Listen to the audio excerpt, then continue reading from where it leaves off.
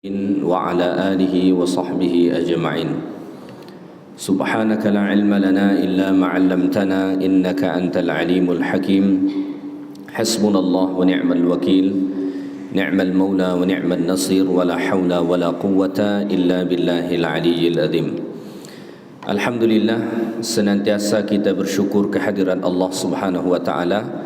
Pada subuh yang mulia ini Allah masih memberi kita kesehatan dan kesempatan.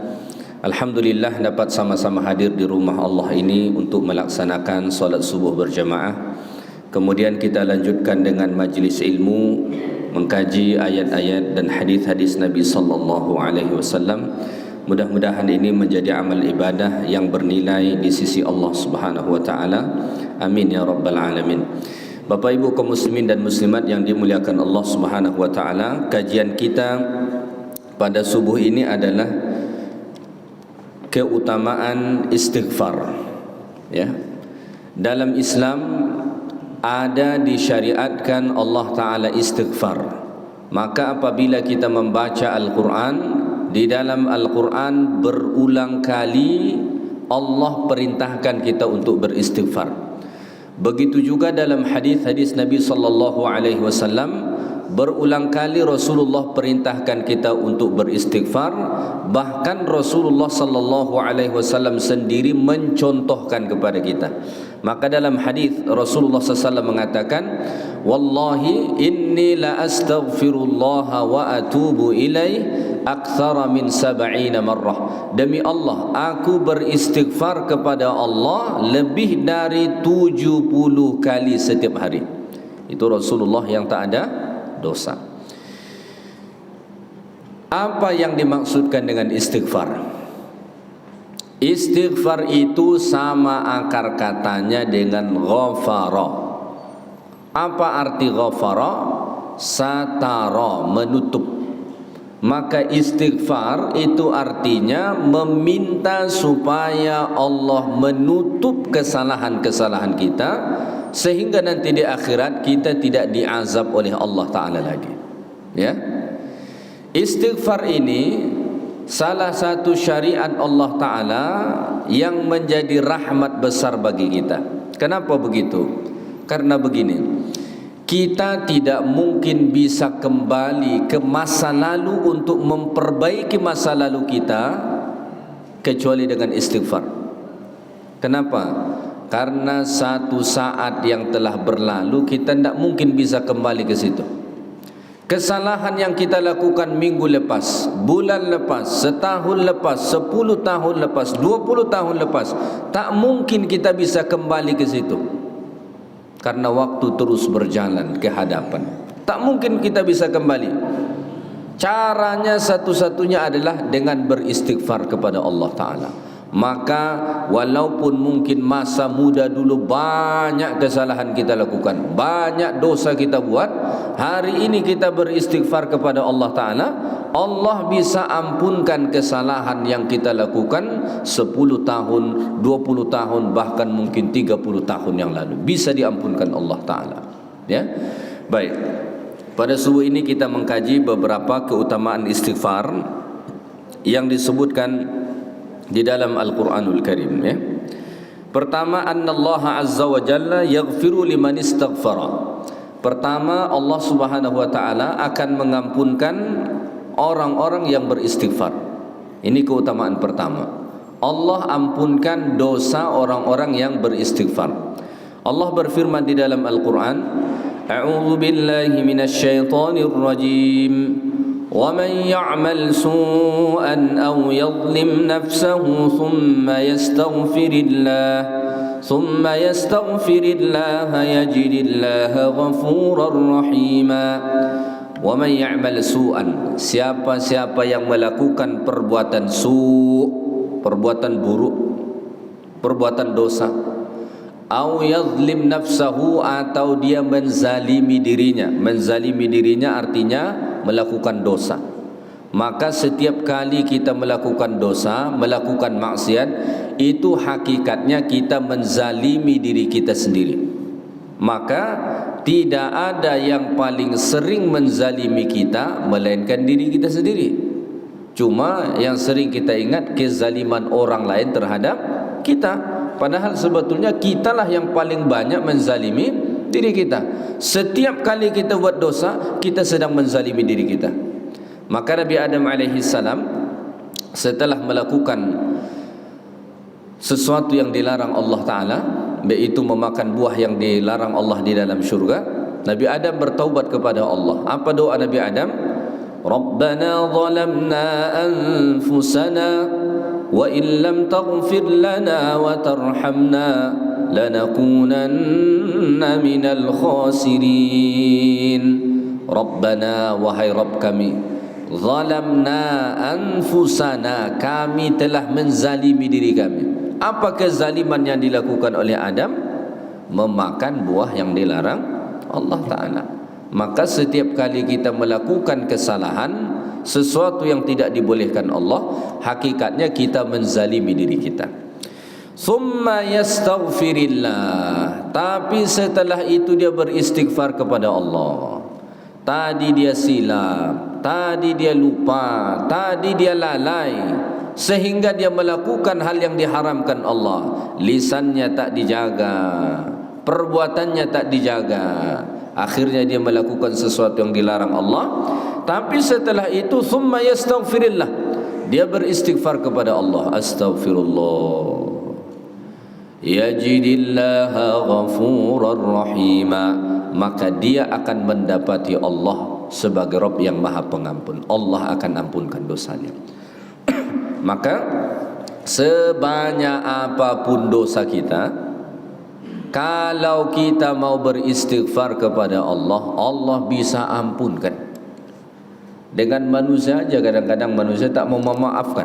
Manusia kadang-kadang bilang, tidak ada maaf untukmu lagi, katanya. Kesabaranku terbatas, katanya. Manalah pula ada batas sabar tu? Tak ada batas sabar tu. Kita aja yang mau buat batasnya. Tak ada. Ya. Dengan Allah Ta'ala sebanyak apapun dosamu. Maka dalam hadithul Qudsi Allah mengatakan, seandainya seorang hamba datang kepada Allah membawa dosa penuh dari bumi sampai ke langit, lalu dia beristighfar meminta ampun kepada Allah, Allah akan ampunkan dosa dia. Tidak ada berat bagi Allah Ta'ala. Bahkan Allah senang kalau kita datang minta ampun. Allah sangat senang kalau kita datang minta ampun. Inna Allah yabsutu yadahu bil-laili liyatuba musi'un nahar.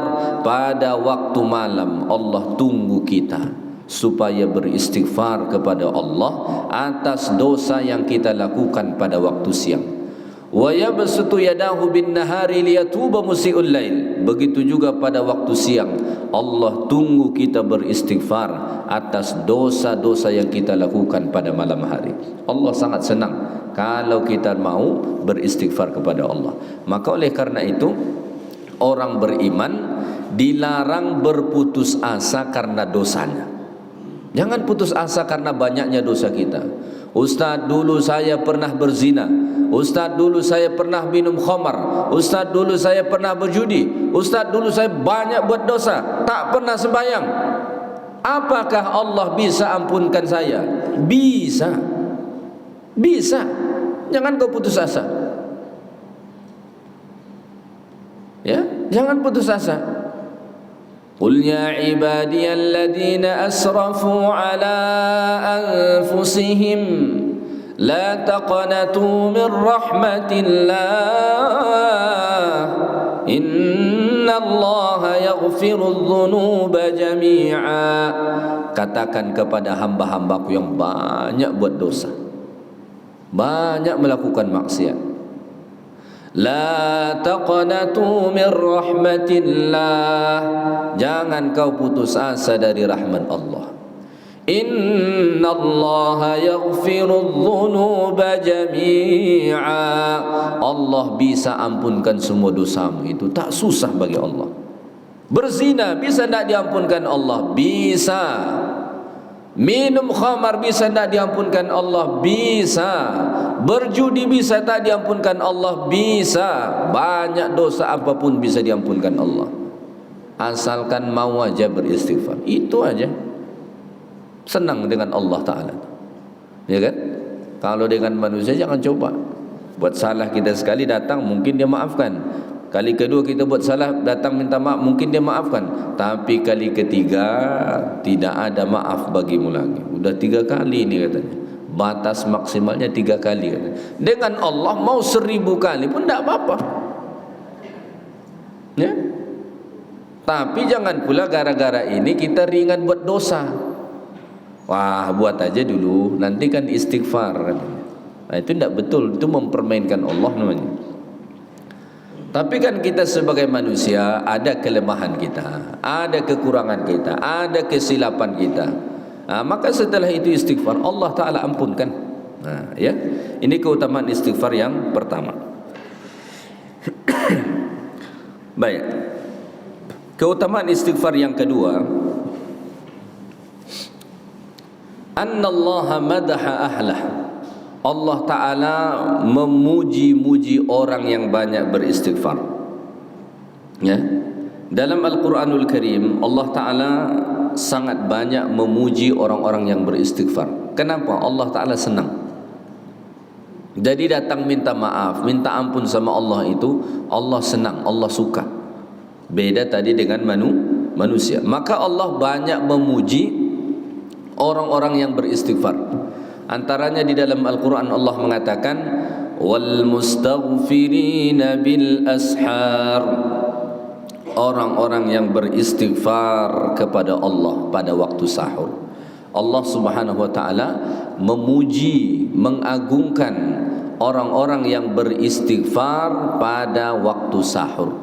Pada ayat itu secara khusus Allah Ta'ala sebutkan waktu sahur. Maka salah satu waktu terbaik untuk beristighfar itu waktu sahur. Kapan itu waktu sahur? Sebelum subuh. Ya, sebelum subuh.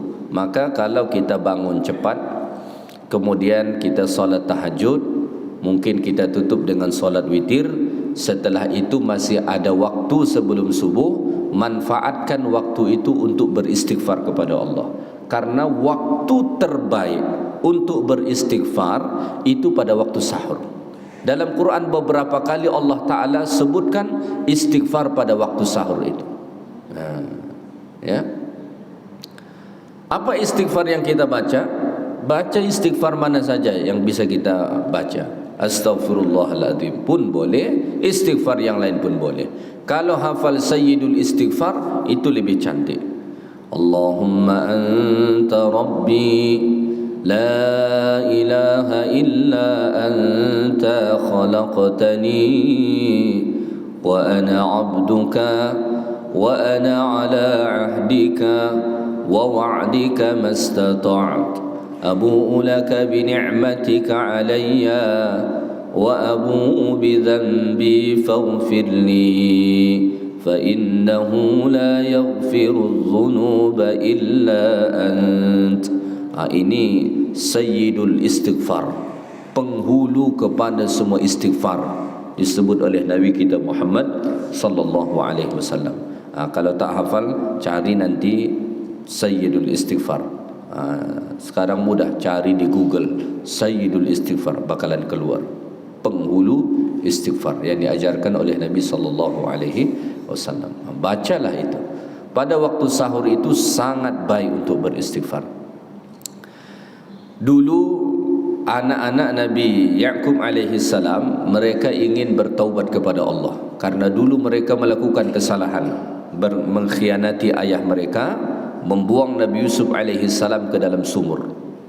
Lalu setelah lama kemudian mereka ingin bertaubat kepada Allah.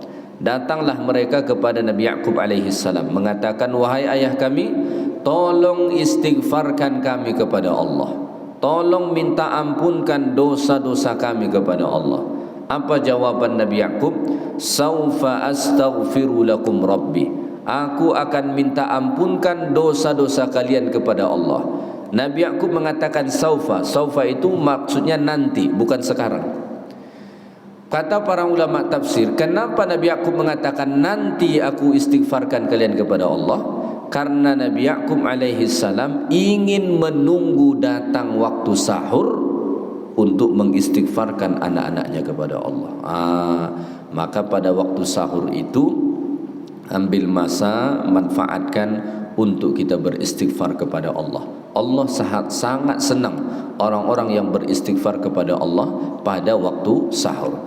Para ulama kemudian membahaskan kenapa dikhususkan waktu sahur. Apa kelebihannya? Begini, beristighfar pada waktu yang lain itu baik. Setiap waktu hakikatnya adalah baik. Tapi beristighfar pada waktu sahur ada kelebihan. Salah satunya, beristighfar pada waktu sahur itu lebih khusyuk. Secara umumnya lebih khusyuk daripada di waktu yang lain. Kenapa? Pada waktu sahur itu keadaan tenang, tidak banyak kebisingan. Ya, maka kalau beristighfar lebih khusyuk. Yang kedua, tidak semua orang bisa melakukan pada waktu itu. Ya kan? Tidak semua orang bisa melakukan itu karena kebanyakan orang masih tidur lagi. Kalau di musim bola sekarang nih masih nonton bola dia. Ya kan? Main Piala Dunia, ada yang habis sudah hampir subuh. Saya nonton juga, tapi yang jam 2 lebih itu saya tidak tengok, tidak sanggup, mengantuk, tidak biasa begadang. Sampai jam 12 masih tahan. Tapi kalau sudah jam 1, jam 2 sudah tidak sanggup lagi. Ya. Baik. Jadi itu keutamaan istighfar yang kedua. Allah Ta'ala memuji orang-orang yang beristighfar kepada Allah Subhanahu wa Ta'ala, ya. Yang ketiga, keutamaan istighfar, annal istighfar min sifatil muttaqin, bahwa beristighfar itu adalah ciri-ciri orang yang bertakwa kepada Allah. Maka kalau kita mau menilai diri kita, apakah kita ini orang yang bertakwa atau tidak, salah satu penilaiannya adalah bagaimana dengan istighfar kita. Ya, bagaimana dengan istighfar kita. Orang yang rajin beristighfar kepada Allah Ta'ala itu menandakan bahwa dia ini seorang yang bertakwa kepada Allah. Ya, Allah berfirman di dalam Al-Quran, وَسَارِعُوا إِلَى مَغْفِرَةٍ مِّن رَبِّكُمْ وَجَنَّةٍ عَرْضُهَا السَّمَاوَاتُ وَالْأَرْضُ عِدَّتْ لِلْمُتَّقِينَ وَسَارِعُوا إِلَى مَغْفِرَةٍ, segeralah kamu dapatkan ampunan Allah. Maka berdasarkan ayat ini, para ulama mengatakan bahwa beristighfar itu wajib disegerakan. Jangan dilambat-lambatkan, nantilah saya istighfar, nantilah saya taubat, nantilah saya minta ampun. Tidak, segerakan. Ya. Kemudian pada ayat seterusnya Allah Ta'ala menjelaskan, kata Allah Ta'ala, wasari'u ila maghfiratin min rabbikum, segeralah kamu dapat ampunan Allah, wa jannatin, dan mendapatkan syurga Allah, arduhas samawati wal ard, yang mana luas syurga Allah itu seluas langit dan bumi. Uiddat lil muttaqin, Allah sediakan untuk orang-orang bertakwa. Siapa orang bertakwa itu? Salah satu cirinya kata Allah, walladzina idza fa'alu fahishatan aw zalamu anfusahum dzakarullah fastaghfiru li dhunubihim وَمَنْ يَغْفِرُ الذُّنُوبَ إِلَّا اللَّهُ وَلَمْ يُصِرُّوا عَلَى مَا فَعَلُوا وَهُمْ يَعْلَمُونَ. Salah satu ciri orang yang bertakwa itu, وَالَّذِينَ إِذَا فَعَلُوا فَاحِشَةً, apabila mereka melakukan perbuatan keji. Fahisyah itu dosa yang mengarah kepada seksual, dosa yang mengarah kepada syahwat.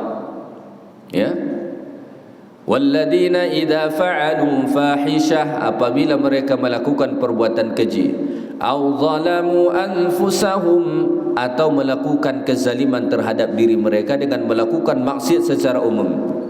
Apa yang mereka lakukan setelah itu? Zakarullah, mereka ingat kebesaran Allah. Ada orang yang melakukan maksiat itu, setelah dia lakukan maksiat dia ingat Allah, takut kepada Allah, nyesal dia. Ada orang melakukan maksiat tidak ingat Allah sama sekali, tenang aja dia habis melakukan maksiat itu. habis nipu, habis bohong, habis ini, habis itu, tenang aja dia. Tapi ada orang dia melakukan dosa, tapi habis melakukan dosa itu dia merasa tidak tenang. Dia ingat dengan Allah, dia menyesal. Ini masih mending nih. Ya. Zakarullah, dia ingat Allah Ta'ala. Fastaghfaru li dzunubihim. Lalu dia pun beristighfar terhadap dosa yang dia lakukan, dan dia tidak mengulangi lagi perbuatan dosa tersebut. Maka inilah salah satu ciri orang-orang yang bertakwa. Jadi orang yang bertakwa itu bukan berarti mereka tidak pernah melakukan kesalahan, bukan berarti mereka tidak pernah jatuh kepada dosa. Pernah buat salah, pernah buat dosa, tetapi setelah itu mereka segera beristighfar kepada Allah. Inilah beda orang yang bertakwa dan orang yang tidak bertakwa. Orang yang tidak bertakwa habis buat dosa, ya udah, nanti buat dosa lagi, dia santai aja dia. Orang yang bertakwa kepada Allah, dia buat dosa, dia silap, dia melakukan kesalahan, tapi setelah itu dia nyesal, lalu dia beristighfar kepada Allah Subhanahu wa taala. Dan ini juga menjadi ciri ahli syurga. Jadi ahli syurga itu, ini nanti pada ujung ayat ini Allah menjelaskan balasan bagi mereka.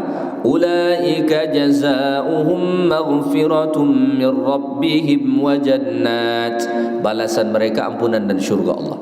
Maka salah satu ciri ahli syurga itu juga orang-orang yang senantiasa beristighfar kepada Allah.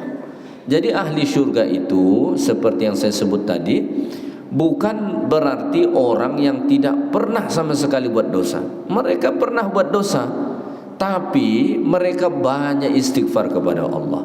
Akhirnya dosa-dosa yang pernah dilakukan itu diampunkan oleh Allah Ta'ala. At-taibu minadz-dzambi kaman la dzamba lahu. Orang yang bertaubat dari dosanya, dia jadi seperti orang yang tidak ada dosa. Bahkan dahsyatnya kalau kita beristighfar kepada Allah. Dalam surah Al-Furqan Allah mengatakan, bukan hanya Allah ampunkan, bahkan Allah Ta'ala ganti keburukan itu dengan kebaikan. Ya, Allah Ta'ala sebut dalam surah Al-Furqan, illa man taba wa amana wa amila amalan salihan فَأُولَٰئِكَ يُبَدِّلُ اللَّهُ سَيِّئَاتِهِمْ حَسَنَاتٍ. Illa man taba, orang yang bertaubat, wa amana, dan dibuktikan taubat itu dengan beriman, wa amila amalan salihah, dan dibuktikan dengan amal saleh. فَأُولَٰئِكَ يُبَدِّلُ اللَّهُ سَيِّئَاتِهِمْ حَسَنَاتٍ. Allah tukar keburukan mereka itu dengan kebaikan. Dulu solatnya merah, sekarang jadi hijau. Ya? Dulu bab auratnya merah karena kemana-mana buka aurat, sekarang jadi hijau. Kenapa? Sudah hijrah dia, sudah bertaubat dia, sudah istighfar dia. Ya Allah, minta ampun ya Allah. Dulu aku suka membuka aurat ya Allah, sekarang tak lagi. Kenapa? Sudah tua. Kalau dibuka pun tak menarik lagi. Jangan sebab itu. Ya, betul-betul beristighfar kepada Allah Subhanahu wa taala. Allah ampunkan.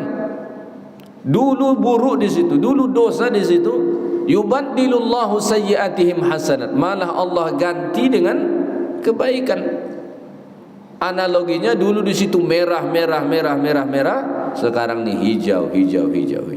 Ditukar Allah. Kenapa? Sudah istighfar. Sudah istighfar, Masya Allah kan. Baik, kita lanjutkan. Keutamaan istighfar seterusnya adalah al-istighfaru yajlibul barakat wa yadfa'ul bala. Orang yang beristighfar kepada Allah, Allah akan beri dia banyak keberkahan dalam hidup, dan Allah jauhkan bala dari dia. Ya, orang-orang yang banyak beristighfar kepada Allah Ta'ala itu akan mendapatkan keberkahan yang luar biasa dari Allah. Bahkan Allah buka pintu keberkahan dari langit untuk dia, begitu juga dari bumi. Allah Ta'ala berfirman dalam surah Nuh, ya, ketika Allah menceritakan kisah Nabi Nuh alaihi salam. Jadi Nabi Nuh ini nabi yang paling lama berdakwah. Berapa lama Nabi Nuh berdakwah? 950 tahun. Lama betul. Itu pun tak banyak yang beriman. Ya, maka dalam satu riwayat dikatakan hanya lebih kurang 80 orang yang beriman. Bayangin tuh. Artinya kalau cuma 80 orang, dakwahnya 950 tahun, setahun pun tak ada satu yang ikut. Seandainya setahun satu ikut, maka jumlahnya 950 orang. Ini dakwahnya 950 orang, yang ikut hanya 80 orang. Ya, hampir per 10 tahun satu orang, hampir, ya kan? Masya Allah. Maka di dalam surah Nuh Allah Ta'ala menceritakan Nabi Nuh alaihi salam menawarkan kepada umatnya, faqultu astaghfiru rabbakum innahu kana ghaffara yursilis samaa'a 'alaikum midrara wa yumdidkum bi amwalin wa banina wa yaj'al lakum jannatin wa yaj'al lakum anhara ma lakum la tarjuna lillahi waqara wa qad khalaqakum atwara, sampai seterusnya. Kata Nabi Nuh, faqultu astaghfiru rabbakum innahu kana ghaffara, beristighfarlah, minta ampunlah kepada Tuhanmu, innahu kana ghaffara, karena dia Tuhan yang maha pengampun. Yursilis samaa'a 'alaikum midrara, kalau kamu beristighfar kepada Tuhanmu, kepada Allah, Allah bukan hanya ampunkan dosamu, tapi Allah akan turunkan hujan yang lebat dari langit untuk kamu. Hujan di sini bukan hanya dimaknai semata-mata hujan, bisa dimaknai semata-mata hujan, bisa dimaknai dengan rahmat Allah, keberkahan Allah. Mereka ini dulu hidup di kawasan gurun yang kering. Dalam satu riwayat dikatakan bertahun-tahun tak turun hujan. Hujan ini kan sumber rezeki. Kalau Allah tak turunkan hujan, sumber air berkurang. Kalau Allah tak turunkan hujan, tanaman tak akan tumbuh. Kalau Allah tak turunkan hujan, hewan-hewan ternak tak bisa minum. Maka hujan itu adalah simbol kepada rezeki, simbol kepada keberkahan. Maka Allah mengatakan, faqultu astaghfiru rabbakum innahu kana ghaffara yursilis samaa'a 'alaikum midrara.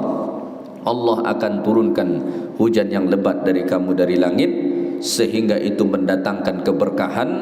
Dengan hujan itu tanamanmu menjadi subur, dengan hujan itu hewan ternakmu cukup minumnya, dengan hujan itu kamu bisa menggunakan air dan lain sebagainya. Maka orang-orang yang banyak beristighfar kepada Allah, Allah akan buka pintu keberkahan, pintu-pintu kebaikan darinya dari langit. Maka kalau kita banyak beristighfar, insya Allah hidupnya berkah. Berkah. Kalau kita banyak istighfar, keluarga kita insya Allah berkah, tenang. Kenapa banyak cekcok di rumah kita, banyak berantemnya? Kenapa? Kurang istighfar. Kurang istighfar. Coba bayangin, suami istri ini banyak istighfar, betapa ademnya, betapa tenangnya rumah tangga. Ini kadang-kadang kita kasihan, sudah kakek nenek, udah pada tua, udah pada peot, masih main bentak-bentak lagi. Beneran, saya kasihan ada melihat seorang nenek-nenek, kalau nenek-nenek perempuannya, udah pada tua, suaminya masih suka ngebentak dia. Ya Allah, kasihan betul saya melihatnya. Sudahlah tua, kok masih dibentak-bentak lagi? Udah tua. Ya.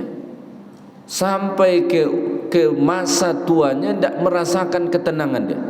Suaminya masih suka ngebentak dia.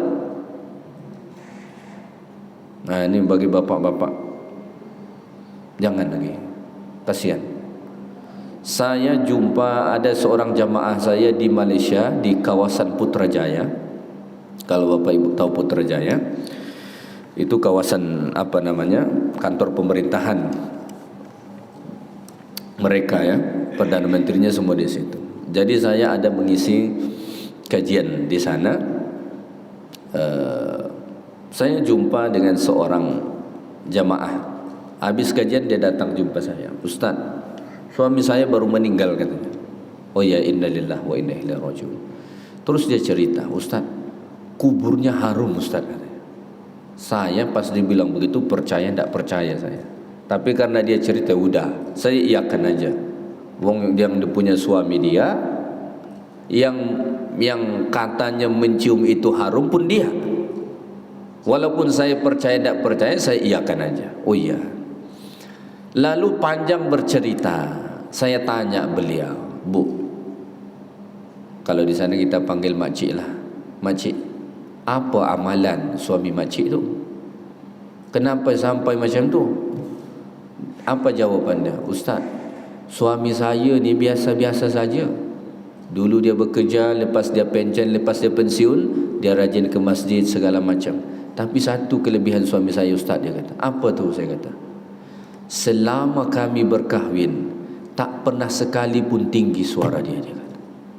Masya Allah, merinding saya mendengar tu. Kenapa? Saya pun tak lulus tu. Ya, ada masanya meninggi suara. Dia mengatakan, sepanjang kami menikah Ustaz, 30 tahun lebih sampai dia meninggal, tak sekali pun tinggi suara dia dengan saya. Ini banyak kita fikir kadang-kadang ini bukan ibadah. Kita fikir kadang-kadang ini bukan ibadah, bukan amalan. Ini adalah amalan ibadah. Maka di dalam Al-Quran Allah Subhanahu wa ta'ala mengatakan, wa'ashiruhunna bil ma'ruf, bergaullah dengan istrimu dengan cara yang baik. Salah satunya bertutur katalah kepadanya dengan cara yang baik, lemah lembut, jangan kasar. Ya. Banyak orang berfikir ini bukan ibadah. Dia pikir ibadah itu harus zikir, baca Quran dan lain sebagainya. Berbuat baik sama istri itu adalah ibadah. Salah satunya bertutur kata yang baiklah kepadanya. Saya terkejut mendengar itu. Walaupun tadinya saya percaya tidak percaya dia bilang kuburnya harum, tapi saya merinding mendengar itu. Kenapa? Yang ngaku itu istrinya. Kalau orang lain mengatakan, oh suami fulan itu bagus, itu biasa itu. Karena yang dia tengok cuma luar-luarnya aja. Tapi kalau bininya yang mengaku, yang tahu luar dalamnya dia, kenal berpuluh-puluh tahun, itu luar biasa. Terkejut saya mendengar. Sepanjang kami hidup bersama 30 tahun lebih, tak pernah pun sekali tinggi suara dia dengan saya. Masya Allah. Ya, bisa jadi itulah ibadah yang menghantar dia mulia di sisi Allah Subhanahu wa ta'ala. Karena ibadah itu bukan hanya sujud ruku kita saja.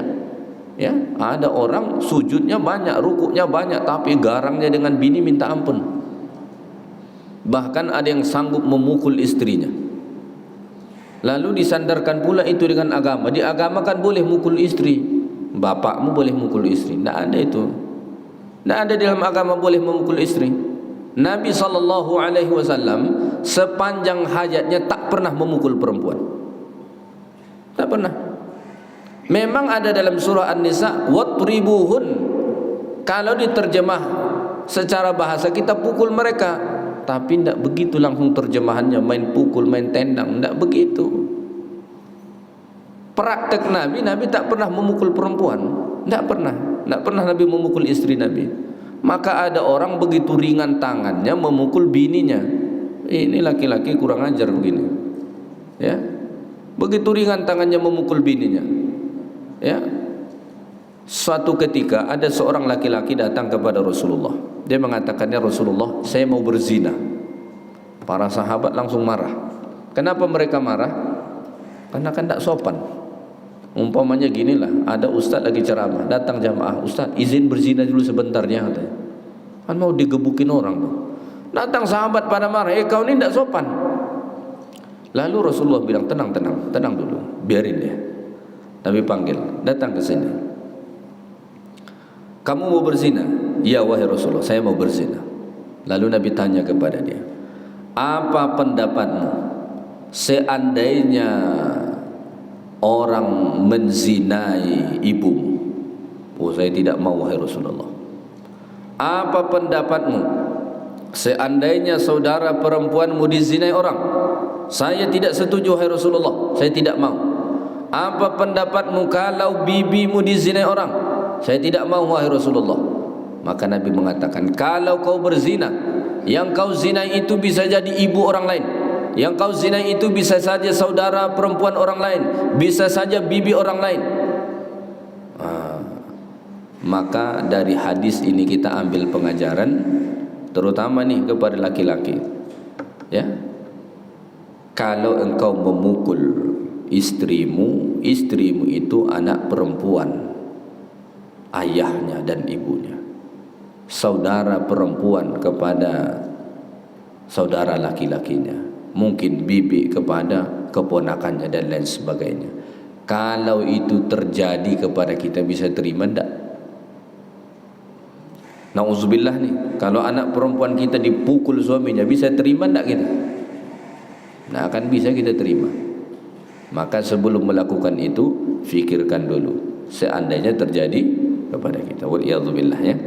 Baik, kita kembali kepada istighfar ini. Faqultu astaghfiru rabbakum innahu kana ghaffara yursilis samaa'a 'alaikum midrara. Dengan istighfar itu Allah turunkan keberkahan yang banyak dari langit. Wa yumdidukum bi amwali wa banin, sehingga dengan itu Allah Ta'ala banyakkan harta dan anak-anak kamu. Wa yaj'al lakum jannati wa yaj'al lakum anhara. Allah Ta'ala jadikan kebun-kebun kamu subur, dan Allah jadikan bagi kamu sungai-sungai, sehingga hidupmu berkah, banyak Allah Ta'ala datangkan kebaikan. Maka orang yang beristighfar, hidupnya berkah, dalam keluarganya berkah, dalam karirnya berkah, insyaAllah. Maka sampai ada para ulama mengatakan begini, apapun masalah yang kau hadapi, solusinya adalah istighfar. Ada seorang ulama didatangi orang mengadukan berbagai masalahnya. Ada yang mengadukan masalah pekerjaan. Syekh ini jawab, istighfarlah kepada Allah. Ada orang datang masalah di keluarganya, Syekh ini bilang, istighfarlah kepada Allah. Berbagai macam masalah, solusinya satu, istighfar. Kenapa?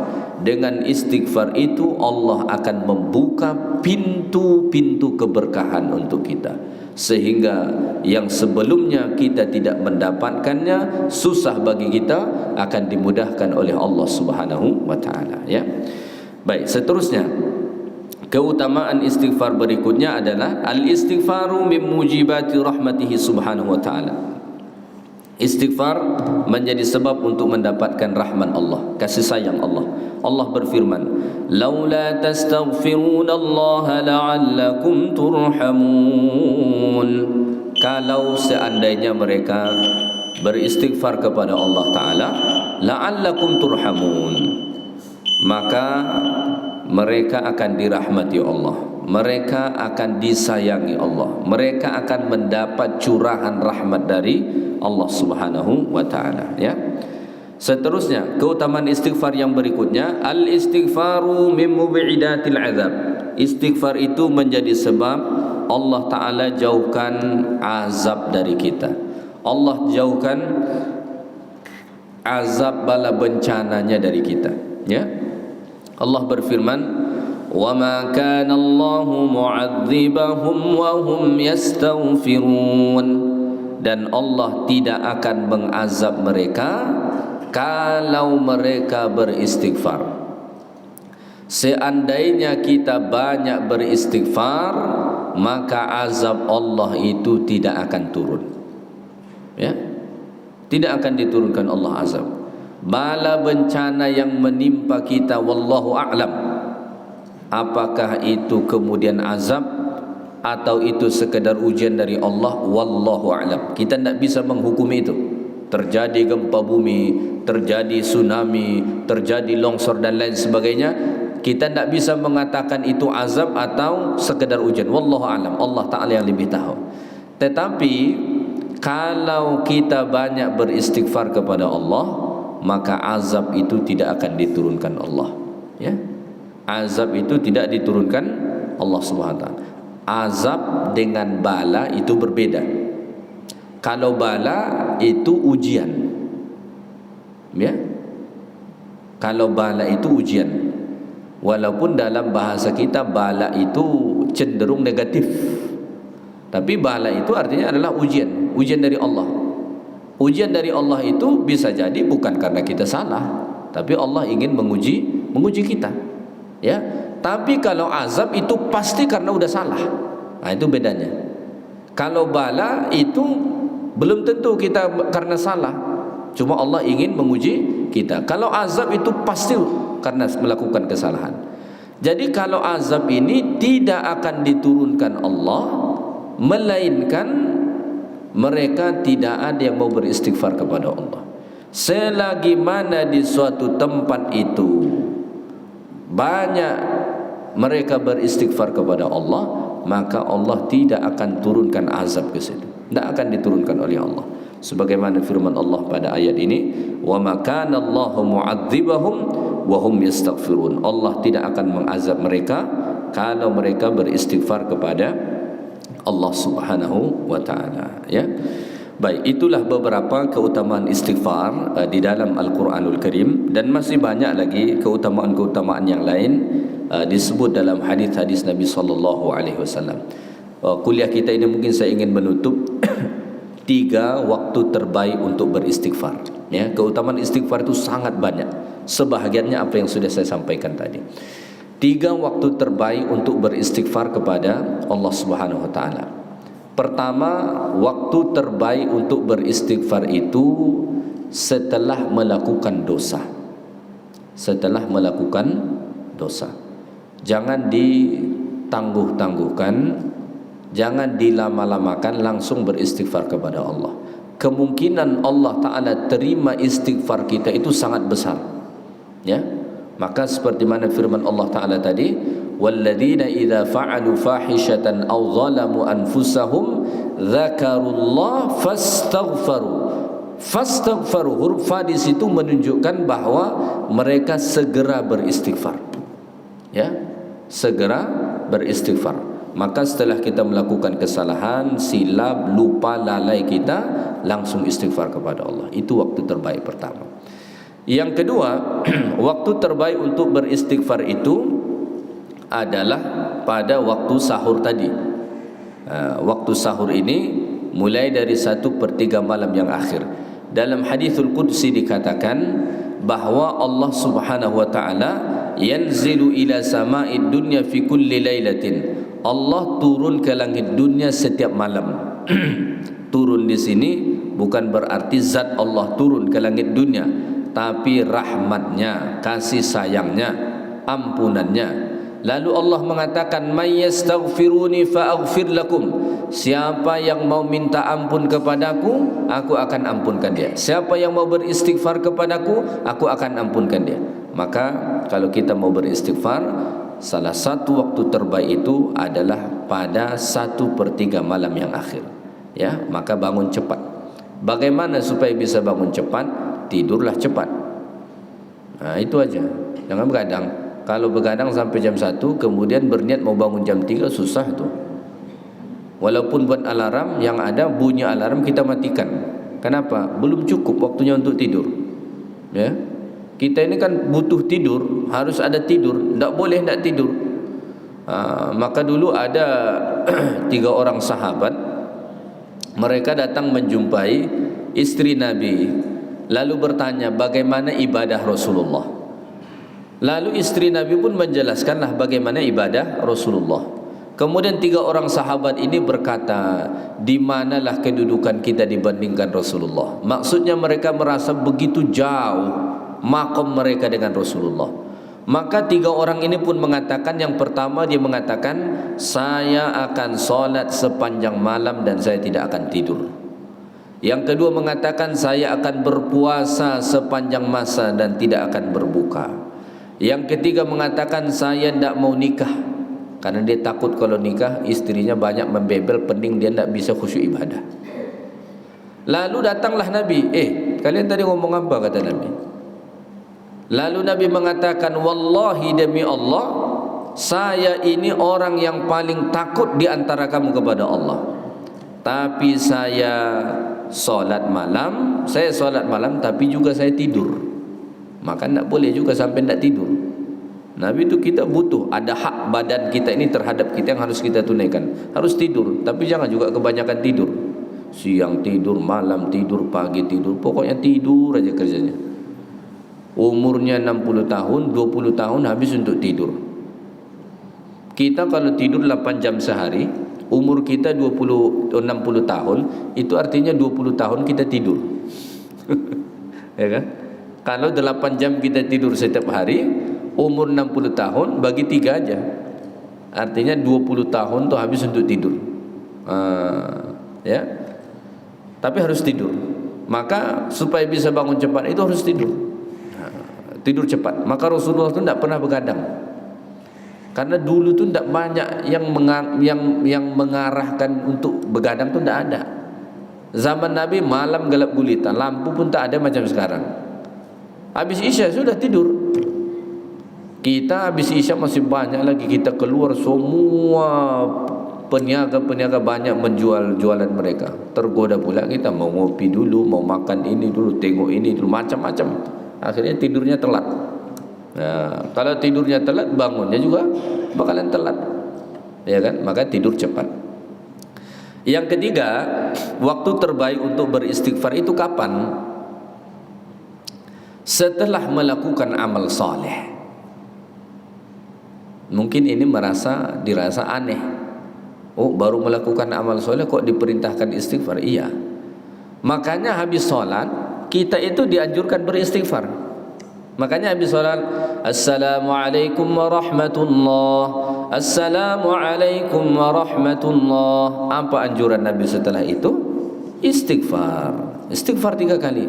Astaghfirullahaladzim الذي لا إله إلا هو الحي القيوم وأتوب إليه أستغفر الله العظيم الذي لا إله إلا هو الحي القيوم وأتوب إليه أستغفر الله العظيم الذي لا إله إلا هو الحي القيوم وأتوب إليه. Itu yang dianjurkan Nabi. Pertanyaannya, kenapa disuruh istighfar? Habis sholat disuruh istighfar, setelah haji pun disuruh istighfar. Kenapa dianjurkan istighfar setelah melakukan ibadah? Jawabannya, karena sewaktu kita melakukan ibadah itu tidak luput dari kekurangan. Maka istighfar itu bukan hanya meminta ampun terhadap dosa yang kita lakukan.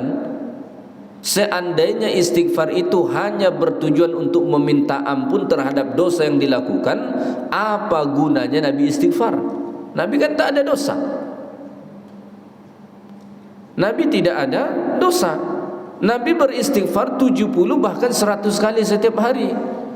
Kalau misalnya dibatasi bahwa istighfar itu hanya untuk meminta ampun terhadap dosa, maka perbuatan Nabi itu sia-sia dong, ya kan? Dan tidak mungkin kita mengatakan sia-sia. Maka kemudian istighfar itu bukan hanya untuk meminta ampun terhadap dosa, tapi termasuk juga meminta disempurnakan kekurangan-kekurangan kita. Maka misalnya kita dalam sholat ada kekurangan, Allahu Akbar, Baru saja takbir, kita sudah melalang buana kemana-mana. Berjalan. Sesuatu yang tak diingat sebelum solat pun dalam solat tu jadi ingat. Ya, karena memang syaitan spesialis untuk mengingatkan kita dalam solat hal-hal yang sebelumnya kita tidak ingat. Ya, ada syaitan spesialis itu kerjanya. Sebelum solat kita tidak ingat itu sama sekali, tapi dalam solat itu tiba-tiba teringat. Dibisikkan sama syaitan. Akhirnya berjalan fikiran kita kemana-mana. Solat cuma 3 rakaat, ragu-ragu. Ini udah rakaat keberapa ya? Padahal cuma 3 rakaat loh. Yang paling parah tuh solatnya cuma 2 rakaat, ragu-ragu dah. Ini rakaat pertama apa kedua? Solat cuma 2 rakaat, kalau kita fikir logikanya kayaknya tidak mungkin ragu itu, karena cuma 2. Tapi karena sudah dibawa kemana-mana fikirannya, solat cuma 2 rakaat, ragu. Ini rakaat pertama apa kedua ya? Berarti sejak dia takbir tadi, dia sudah hilang akal, melayang fikirannya kemana-mana. Gimana lah begitu. Dulu dilarang minum khamar itu sebelum solat. Jadi dulu di luar solat boleh minum. Maka dulu para sahabat kalau habis isya mereka minum, karena khamar itu tidak langsung diharamkan sekaligus. Dulu salah satu peringkat pengharaman khamar itu tidak boleh minum khamar kalau mau solat. Ya, maka dalam Quran Allah mengatakan, la taqrabus salata wa antum sukara. Jangan kamu dekati solat kalau kamu lagi mabuk. Artinya kalau enggak mabuk boleh, ya, atau mabuk di luar solat boleh. Pada zaman itu, ayat itu jangan difahami pula. Kalau tidak paham kronologinya, difahami sekarang. Oh, minum khamar tu boleh, asalkan jangan di luar solat kan? Tidak. Zaman dulu boleh. Kenapa dilarang minum khamar atau mabuk sebelum solat? Hatta ta'lamu ma taqulun, kata Allah, supaya kamu tahu apa yang kamu ucapkan dalam solat. Karena kalau mabuk dia baca Al-Fatihah pun tidak tahu dia apa yang dia baca. Namanya orang mabuk. Kita sekarang banyak mabuk dalam solat. Memang sih kita tidak minum khamar, tapi kita mabuk dalam solat kita. Tidak tahu kita apa yang kita baca. Mulut kita qomat kamit alhamdulillahi rabbil alamin. Yang di fikiran subuh ini sarapan apa nanti disediakan masjidnya, nasi goreng apa lontongnya, rupanya tak ada. Melayang fikirannya, banyak kekurangan. Rukuknya pun tak sempurna. Kenapa? Pinggang dah sakit. Rukuk tu mestinya begini dan tak bisa cuma begini. Banyak kekurangan kita. Maka istighfar, astaghfirullah, ya Allah, tadi banyak kekurangan ya Allah, tolong sempurnakan ya Allah, sempurnakan ya Allah. Jadi habis kita melakukan amal kebaikan apapun, ya, kebaikan apapun seperti solat dan ibadah yang lain, itu sangat dianjurkan kita untuk banyak beristighfar, dengan tujuan mudah-mudahan Allah Ta'ala sempurnakan kekurangan-kekurangan kita dalam melakukan ibadah tadi. Baik, waktu sudah habis. Itu saja kuliah kita pada subuh ini. Mudah-mudahan bermanfaat bagi kita. Allah beri kita taufik, dimudahkan kita untuk banyak beristighfar. Semoga kesalahan-kesalahan kita di masa lalu diampunkan Allah Ta'ala, dan kita kembali kepada Allah dalam keadaan bersih. Subhanakallahumma bihamdika asyhadu an la ilaha illa anta astaghfiruka wa atubu ilaik. Wa sallallahu wasallam ala nabiyyina Muhammad walhamdulillahi rabbil alamin. Assalamualaikum warahmatullahi wabarakatuh.